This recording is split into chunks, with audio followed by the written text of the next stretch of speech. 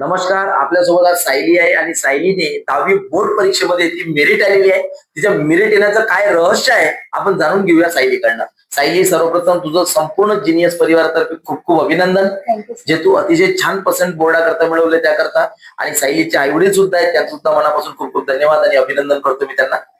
सायली, मला तुला एवढा प्रश्न विचारायचा आहे की तुझी स्कूल कोणती होती? मी गोल्डन किड्स मध्ये होती. Golden kids English school. अरे वा, व्हेरी गुड. मला दुसरा प्रश्न विचारायचा आहे की 9th मध्ये जेव्हा रिझल्ट लागला किती पर्सेंट होती तू? 9th मध्ये मला 81 किंवा 82 होते.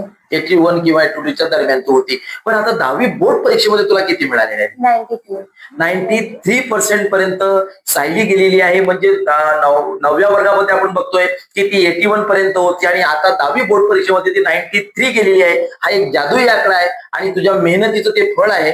तर मला तुला हे विचारायचं आहे की जिनियस हा प्रोग्राम जेव्हा तुझ्याकडे आला, सुरुवातीला तू open book test paper solve केले, त्याचा तुला काय फायदा झाला सायली, तू काय सांगशील? ओपन बुक टेस्ट मुळे रिडिंग करता येते, म्हणजे मग छोटे छोटे ऑब्जेक्टिव्ह पण माहित पडतात आपल्याला आणि आपण मनाने आन्सर देऊ शकतो. करेक्ट आहे. म्हणजे हा तो एक महत्वाचा भाग आहे. बरं, दुसरं मला हे विचारायचं आहे की जेव्हा काउन्सलर आपल्याकडे येत होते आणि आपल्याला काउन्सिलिंग करत होते, गायडन्स करत होते, त्याचा तुला काही फायदा झाला असं वाटतं का? हो, आपण रिडिंग करतो तेव्हा एखादी लाईन समजत नाही, कोणता वर्ड समजत नाही, तर त्याचं मिनिंग ते सांगत होते आणि आन्सर्स कसे लिहायचे, एक्झाम मध्ये कसे लिहायचं हे सगळं सांगत होते. बिलकुल. म्हणजे प्रेझेंटेशन कसं असलं पाहिजे, कशा पद्धतीनं पेपर लिहिला पाहिजे, हे सगळे ते समजावून सांगायचे.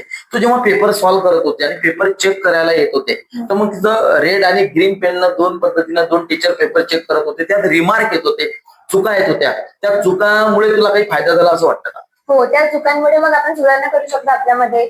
मग पुढच्या वेळेस लिहिताना आपण बरोबर लिहितो, ते त्या चुका झाल्या नाही पाहिजे याची काळजी घेऊ शकतो. काळजी घेऊ शकतो. म्हणजे पहिले ज्या चुका आपल्याला लिहून आल्या त्या चुका आपण दुरुस्त केल्या, तर आपला फायदा त्याच्यामध्ये होतो, पर्सेंटेज वाढतात.